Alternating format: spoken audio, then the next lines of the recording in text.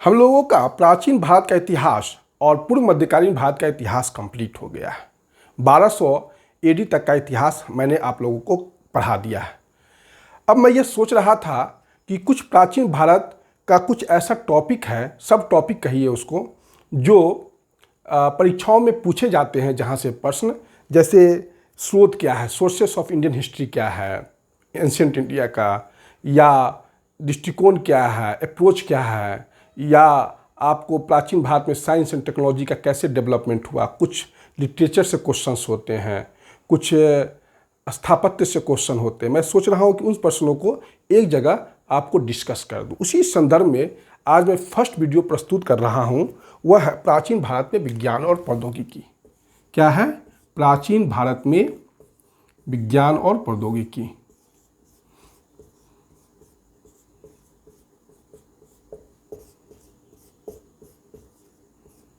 विज्ञान एवं प्रौद्योगिकी। विज्ञान और प्रौद्योगिकी का अंतर समझ रहे हैं?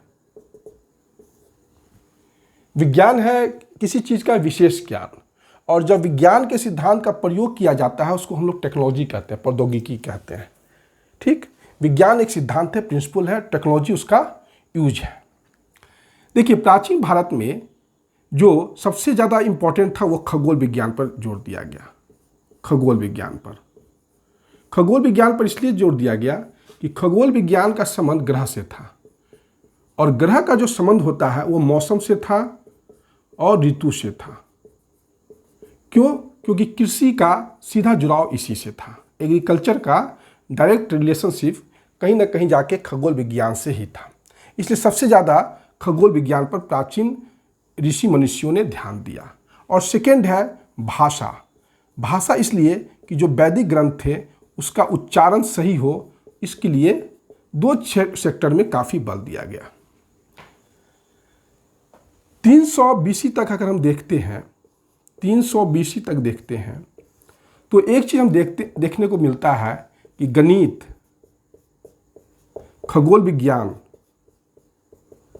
और आयुर्विज्ञान, आयुर्विज्ञान का अर्थ हुआ मेडिसिन, इसमें तीनों में कोई अंतर नहीं था। तीनों जो था एक, आप कह सकते हैं कि एक ही डिसिप्लिन के अंतर्गत आता था।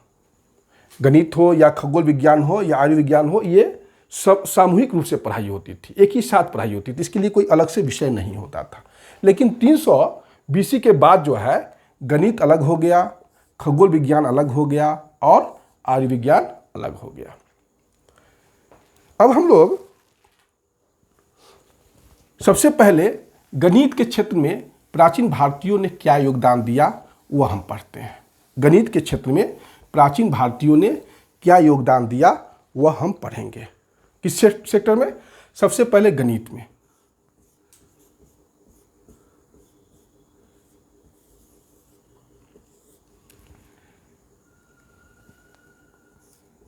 गणित में अगर हम लोग आते हैं तो भारतीयों का 3 देन गणित के क्षेत्र में बहुत ही इंपॉर्टेंट है। भारतीयों का 3 देन है: शून्य, दार्शनिक पद्धति और अंकमाला। शून्य का प्रयोग सबसे पहले भारतीय ने ही किया था। दार्शनिक पद्धति या बाइनरी सिस्टम जिसको कहते हैं, उसका भी प्रयोग सबसे पहले भारतीयों ने ही किया था। अंकमाला का भी प्रयोग सबसे पहले भारतीयों ने ही किया था। शून्य का आविष्कार 200 बीसी में हुआ, अंकमाला का आविष्कार भी 200 बीसी में हुआ, और दार्शनिक पद्धति का प्रयोग आविष्कार 500 एडी में हुआ। शून्य जो है का प्रयोग यूरोपवासी भारत से ही सीखे, लेकिन भारत से डायरेक्ट नहीं सीखे, बल्कि जब अरब भारत सिंध के क्षेत्रों पर आक्रमण किए तो शून्य जो है वो अरब के माध्यम से यूरोप पहुंचा 853-73 एडी के आसपास। शून्य का आविष्कार करने वाला व्यक्ति का नाम अज्ञात है। शून्य का प्रयोग आविष्कार 200 बीसी में हुआ था, लेकिन कौन किया था यह हम लोग नहीं जानते। भारतीय अंकमाला भी अरब के माध्यम से यूरोप पहुंचा, और भारतीय अंकमाला को यूरोपीय अरब हिंदसा कहते थे। अशोक के अभिलेख में हमें अंकमाला का प्रयोग देखने को मिलता है और दार्शनिक पद्धति का प्रयोग 500 AD में हुआ। ये गणित के सेक्टर में भारतीयों का 3 महान योगदान है। अगर आज का कंप्यूटर जो है वो दार्शनिक पद्धति पर ही निर्भर है।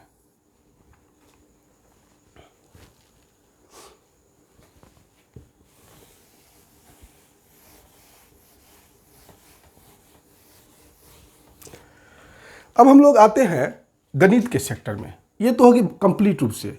गणित में सबसे पहले अगर हम लोग देखें तो मापन विद्या, मापन, मेजरमेंट या ज्यामिति जिसको हम लोग कहते हैं।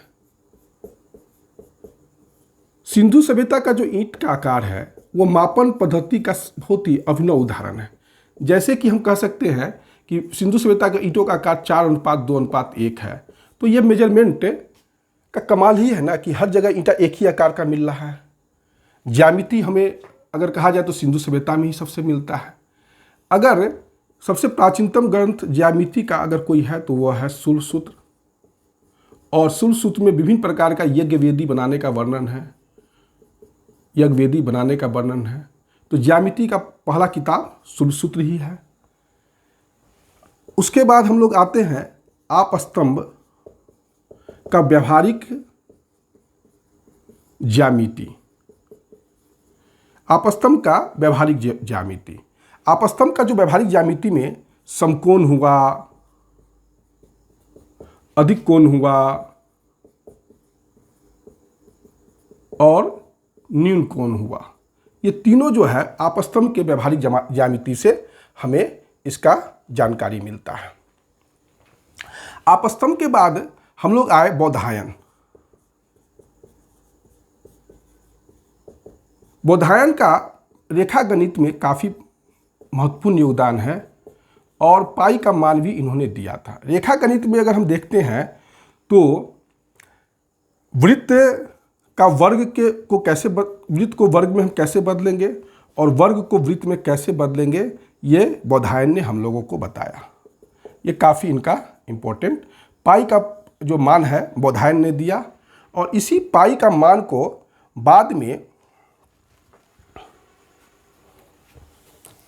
आर्यभट्ट ने काफ़ी सही मान बताया जो बौधायन के लगभग मिलता है। पाई का जो मान है जो बौधायन ने दिया था वही मान आर्यभट्ट ने भी माना। आर्यभट्ट ने त्रिकोणमिति के विकास में सबसे ज़्यादा योगदान दिया। त्रिभुज का क्षेत्रफल बताया, त्रिभुज का क्षेत्रफल कैसे निकाला जाता है यह बताने वाला सबसे पहले आर्यभट्ट था ही। दूसरा बात कि कोण के ज्या का मान भी इसने निकालने का हमें तरीका बताया। कोण के ज्या का मापन भी जो है इसने हमें निकालने का तरीका बताया। तो यह हो गया आपका जो है आर्यभट्ट का गणित के क्षेत्र में देन।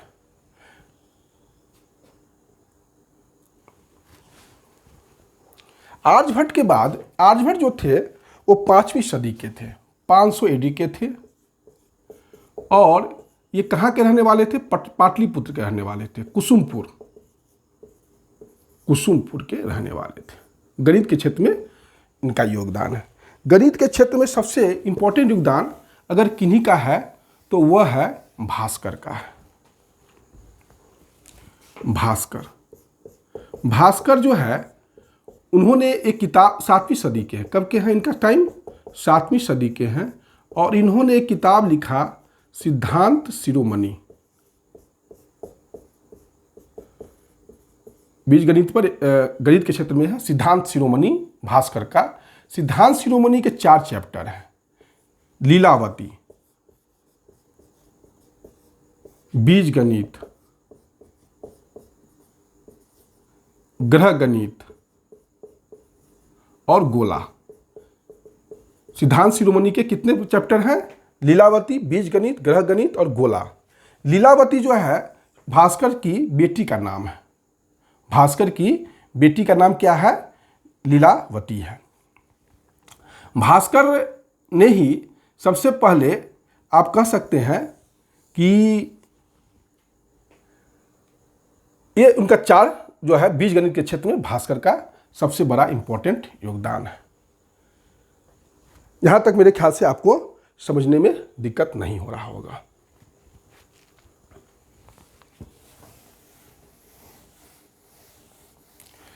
यह हो गया गणित के सेक्टर में क्या क्या विकास हुआ। अब हम लोग आते हैं खगोल विज्ञान। खगोल विज्ञान, खगोल विज्ञान में आर्यभट्ट थे। मैंने बताया था कि ये 5वीं सदी के थे। आर्यभट्ट के 3 शिष्य थे। पहले मैं बता देता हूं कि आर्यभट्ट के 3 शिष्य थे। निशंक, लाटदेव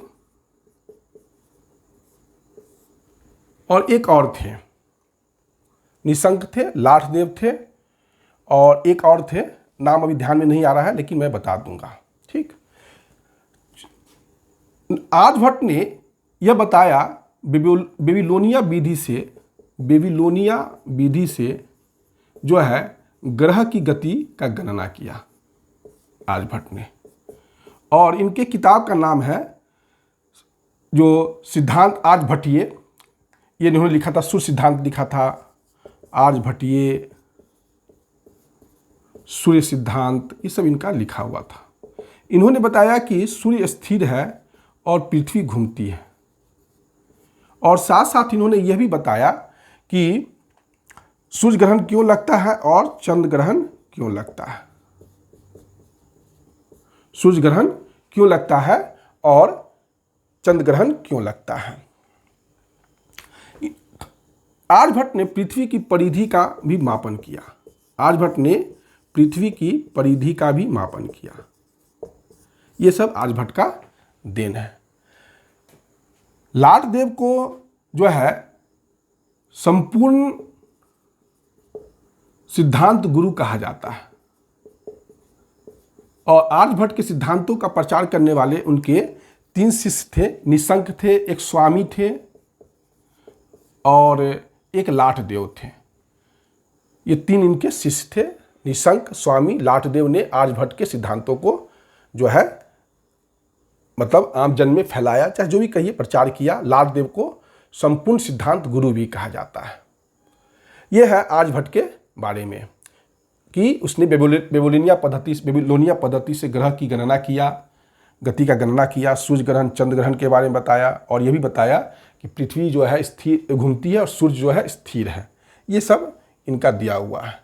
पृथ्वी की परिधि का भी मान इन्होंने ही बताया सबसे पहले।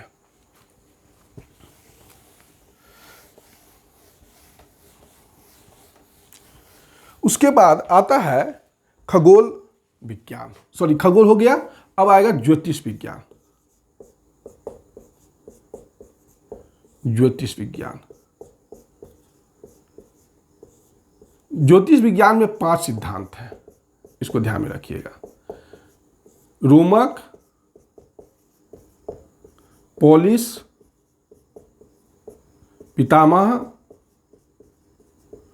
वशिष्ठ और सूर्य।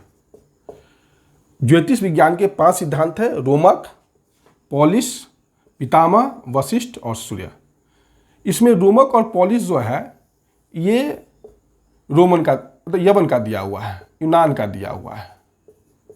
ठीक, और पितामह, वशिष्ठ और सूर्य ये तीनों सिद्धांत भारतीय है। हमारे यहाँ ज्योतिष विज्ञान के क्षेत्र में एक इंपॉर्टेंट व्यक्ति हुए वराहमिहिर। वराहमिहिर जो है फलित ज्योतिष के क्षेत्र में इन्होंने काफी नाम कमाया। फलित ज्योतिष, इनके कुछ किताब हैं, बृहत संहिता, लघु जातक, बृहत जातक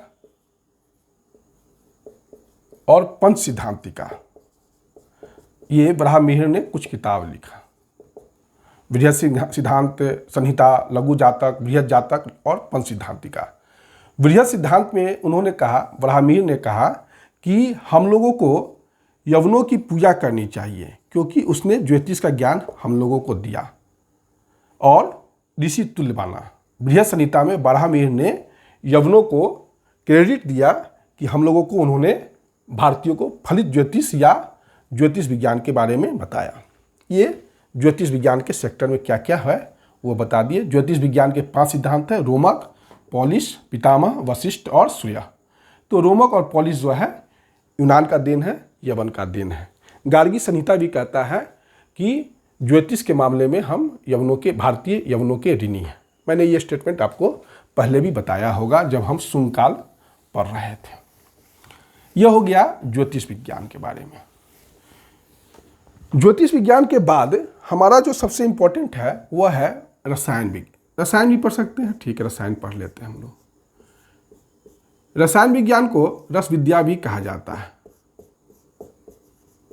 रस शास्त्र भी कहा जाता है और पराविद्या भी कहा जाता है। बौद्ध जो विद्वान थे नागार्जुन, उनको रसायन शास्त्र का आप कह सकते हैं कि रसायन शास्त्र की उत्पत्ति का श्रेय दे सकते हैं कि नागार्जुन को ही दे सकते हैं। पारा का आविष्कार नागार्जुन ने ही किया था। पारा का आविष्कार किसने किया था? नागार्जुन ने ही किया था। रसायन शास्त्र में ये सब इंपॉर्टेंट चीज है। उसके बाद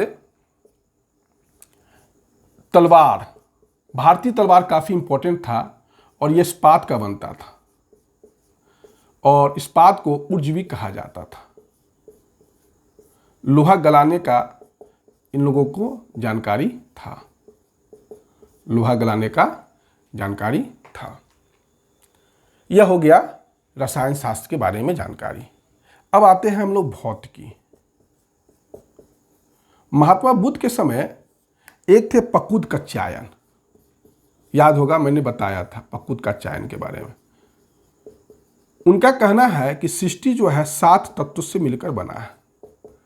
पृथ्वी, जल, अग्नि, वायु, जीव, सुख और दुख।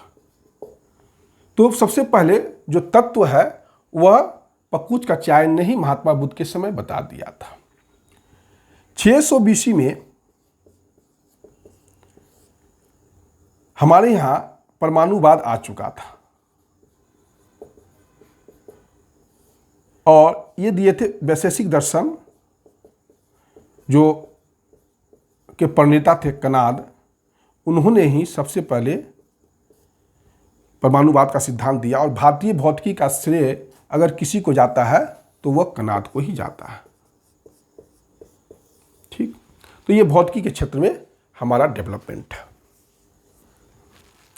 रावण को भी वैशेषिक दर्शन का सबसे बड़ा ज्ञाता माना जाता है और इसका इंपॉर्टेंट ये है कि सृष्टि को विनाश करने की क्षमता इसी परमाणु में निहित थी, जो कहा जाता है कि रावण के पास भी था। लेकिन खैर ये सब साहित्य की बातें हैं, हम लोग प्रमाण पर विश्वास करते हैं। दूसरा बात इंपॉर्टेंट है, रसायन हो गया, भौतिकी हो गया। अब जो है इंपॉर्टेंट है चिकित्सा के क्षेत्र में। चिकित्सा का सबसे प्राचीन ग्रंथ अगर कोई है वह है आयुर्वेद। सबसे प्राचीन ग्रंथ कौन है? आयुर्वेद। आयुर्वेद में कहा गया विष की औषधि विष है। इसको समझिए, विष की औषधि विष है। अगर किसी चीज का इलाज करना है तो उसका ही रिएक्शन हमको खोजना होगा। विष की औषधि विष है और होम्योपैथी जो देखते हैं वह इसी सिद्धांत पर काम करता है। विष की दवा विष है। सबसे बड़ा है हमारे यहाँ एक मुनि थे आत्रेय। आत्रेय जो थे वो काफी मतलब तक्षशिला के नामी विद्वान थे चिकित्सा के क्षेत्र में। तक्षशिला जो विश्वविद्यालय था वहाँ पर आत्रेय जो थे वो चिकित्सा के क्षेत्र के एक महान मतलब विद्वान थे। इन्होंने ही सबसे पहले जल चिकित्सा दिया था। जल चिकित्सा किसने दिया था? आत्रेय ने ही दिया था। आत्रेय के ही सिद्धांत को 200 AD में चरक ने आगे बढ़ाया। आत्रेय के ही जो उपदेश थे उसी के आधार पर चरक संहिता लिखा और भारतीय चिकित्सा शास्त्र का इसको विश्वकोश कहा जाता है। चरक संहिता को भारतीय चिकित्सा शास्त्र का विश्वकोश भी कहा जाता है।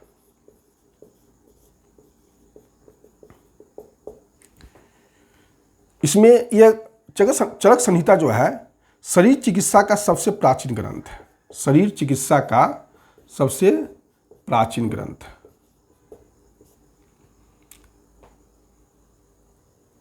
दो सौ BC में ही एक और थे सुश्रुत।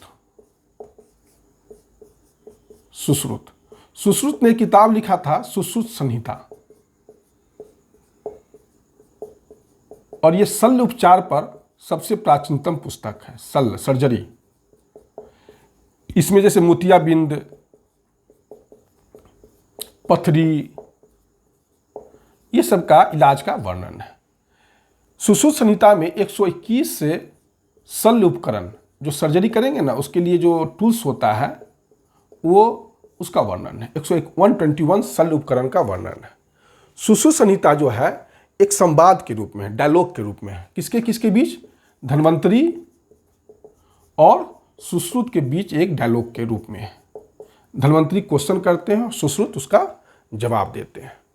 तो यही है आपका प्राचीन भारत में विज्ञान और प्रौद्योगिकी का विकास। आज का वीडियो समाप्त हो रहा है। उम्मीद है कि यह वीडियो आप लोग को पसंद आ रहा होगा। आप लोग मेहनत कीजिए, मेहनत का कोई सब्स्टिट्यूट नहीं है हार्ड लेबर का, और जीवन में जितना ज़्यादा मेहनत कीजिएगा सही डायरेक्शन में, आपको प्राप्ति भी उतना ही जो है होगा। इसी के साथ ये वीडियो मैं समाप्त कर रहा हूँ। धन्यवाद।